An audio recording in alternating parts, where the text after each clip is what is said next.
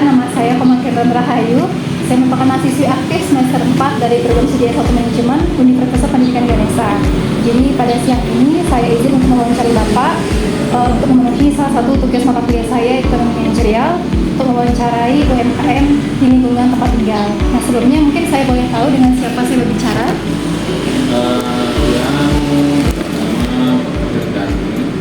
Oke. Jadi Pak Dana, untuk usaha ini Bapak sudah mendirikannya sendiri atau bagaimana? Atau dengan rekan atau ada partner lain atau dengan karyawan mungkin? Untuk masalah mendirikan usaha ini Bapak dari awal dari modal kan ya kecil lah dulu ya pakai gas hanya satu ya, karena sekarang sudah mulai ada Bapak harus mengikuti ya gimana cara kerja Bapak ya tidak. Oke. Nah, untuk mendirikannya ini Bapak sudah mendirikannya dari tahun berapa nih? Kalau tidak salah Bapak dari tahun 1997. Tapi tidak di sini dulu di dekat Artis. Oh, Hardis. Artis yang lama. Tahun 97 berarti sudah lama Pak ya. Nah, terkait dengan itu, untuk menurut Bapak nih, gimana cara Bapak untuk menarik pelanggan supaya pelanggan itu bisa tertarik untuk potong rambut di sini? Apalagi tadi Bapak katakan bahwa sekarang sudah banyak sekali ada barbershop yang mulai buka. Untuk masalah begitu biasanya dengan komunikasi, ya dengan keramahan, ya dengan ya seringlah ngobrol. Tadi kan ada orang juga di mana keluhan-keluhannya dia kita ikuti, ya imbangilah biar dia tertarik, apa keluhan apa curhat-curhatannya dia kita terimalah gitu. Baik, berarti salah satu kuncinya itu adalah komunikasi ya, dan komunikasi dengan ya keramahan, terutama itu yang poin-poin yang paling penting dalam kita membuka usaha apapun itu pasti dengan komunikasi yang sangat penting. baik. Nah, tadi kan Bapak katakan bahwa dalam membangun usaha dan menjalankan usaha ini Bapak kan sendirian. Nah, bagaimana cara Bapak untuk mengatur waktunya? Gimana caranya agar pelanggan yang datang itu tidak menunggu terlalu lama sehingga Bapak bisa melayani semua pelanggan yang datang? Kalau masalah itu kadang-kadang sulit juga mengatakan bahwa pelanggan itu biar kerasa gimana, kadang-kadang dia kan perlu waktu. Cuma itulah harus bisa komunikasi dalam mengambil pekerjaan, ya harus bisa cepat. Dia keinginannya mungkin mau cepat atau bagaimana, ya harus kita ikuti.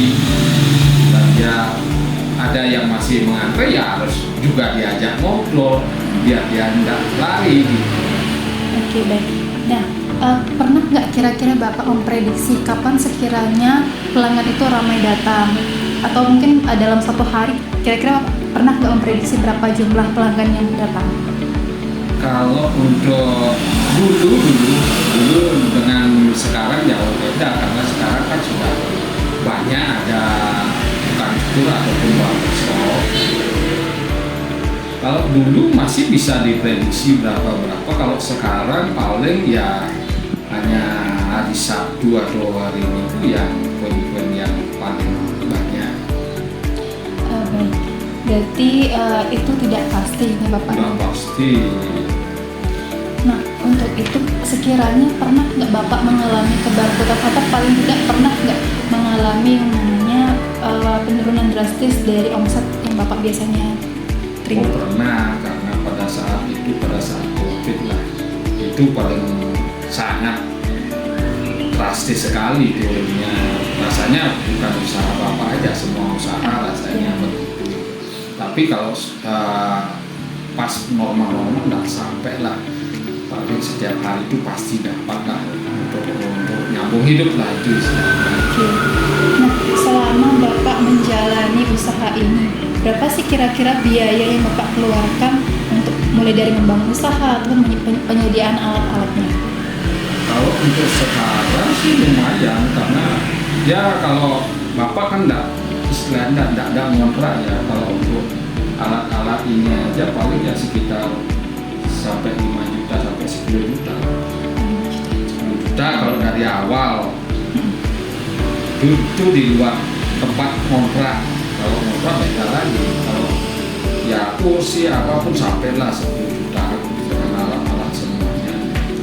Kurang lebih lah sekian. Oke, baik. Mungkin dua pertanyaan terakhir dari saya, Pak. Nah, yang terakhir itu menurut Bapak apa sih yang membuat pelanggan itu tertarik untuk kembali lagi ke sini? Mengingat kan sudah banyak nih pelanggan yang Bapak layani dan juga sudah lama sekali Pak menjalani usaha ini. Itu tergantung dari kepribadian juga ya. Kalau kepribadian kita luas, suka bergaul, istilahnya suka nongkrong, itu yang paling penting sekali sebetulnya. Kelamahan juga, pas dia datang, ayo silakan duduk sini mampir kayak gitu lah.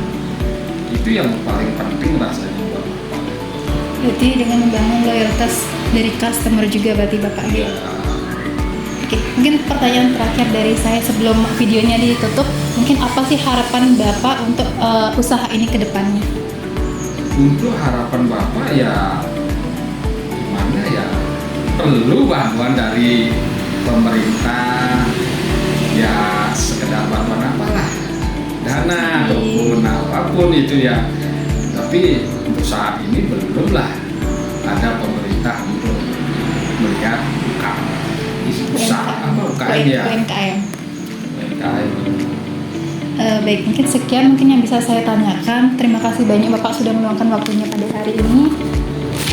Semoga usahanya semakin maju dan juga sukses Bapak ya. Ya, terima kasih semoga dilancarkan juga kuliahnya, semoga sukses juga nanti setelah tamat sesuai dengan cita-cita.